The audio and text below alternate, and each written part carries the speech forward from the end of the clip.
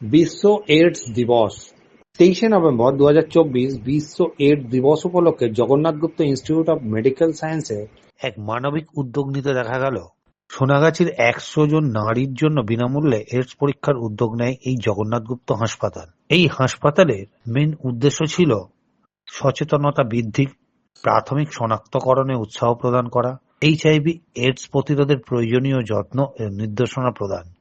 এই অনুষ্ঠানটি পরিচালনায় Jagannath Gupta institute of medical science and হাসপাতালের চেয়ারম্যান শ্রীকৃষ্ণ কুমার গুপ্তের নেতৃত্বে একটি এইচআইভি এইডস সম্পর্কিত সামাজিক কলঙ্ক দূর করতে এবং অংশগ্রহণকারীদের প্রয়োজনীয় জ্ঞান ও সম্পদ দিয়ে ক্ষমতায়ন করার লক্ষ্যে আয়োজিত হয়। পরীক্ষার পাশাপাশি হাসপাতালের নিবেদিত মেডিকেল দল পরামর্শ সেশন ও শিক্ষামূলক কর্মশালার আয়োজন করে, যেখানে অংশগ্রহণকারীরা প্রাথমিক শনাক্তকরণের গুরুত্ব এবং নিরাপদ অভ্যাস গ্রহণের প্রয়োজনীয়তা সম্পর্কে অবহিত হন।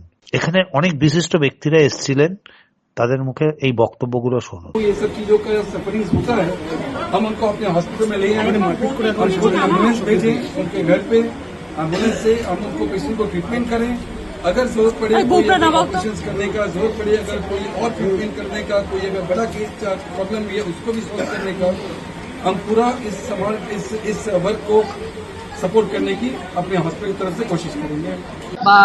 চেয়ারম্যান সাহেবকে আমি আন্তরিক শুভেচ্ছা দুর্বার মহিলা সম্মেলন কমিটির পক্ষ থেকে। আগামী দিনে আমরা এই কাজটা কন্টিনিউ করতে থাকব, যাতে আমার যে সহকর্মী যৌনকর্মী বোনেরা বা দিদিরা আছে তারা যে এই ডাক্তারি পরিষেবাটা কন্টিনিউ যাতে পেতে পারে, এই জগন্নাথ হসপিটালের থ্রু থেকে যাতে খুব সুন্দরভাবে তারা পরিষেবাটা পেতে পারে। কেন অনেক সময় যেটা হয়, ওদের কাছে টাইমটা কিন্তু খুব কম, যদি হসপিটালে গিয়ে 3-4 ঘন্টা দাঁড়াতে হয় বা সেখানে অনেকগুলো জায়গায় এখান থেকে ওখানে ট্রান্সফার হয়, দিদিরা বা বোনেরা বুঝতে পারে না। না বুঝতে পেরে কি হয় যে সার্ভিস থেকে তারা ড্রপ আউট হয়ে যায়। তো আমরা সেটা চাই না যে ড্রপ আউট হয়ে যাক, ক্লিয়ার করে তার ট্রিটমেন্টটা হোক, যে কোনো প্রবলেম থাকুক। তো আগামী দিনে আমরা চেষ্টা করব যে একসাথে যৌথভাবে এই কাজটাকে কিভাবে এগিয়ে নিয়ে যাওয়া যেতে পারে সেটা বসে আমরা প্ল্যানিং করে করবো।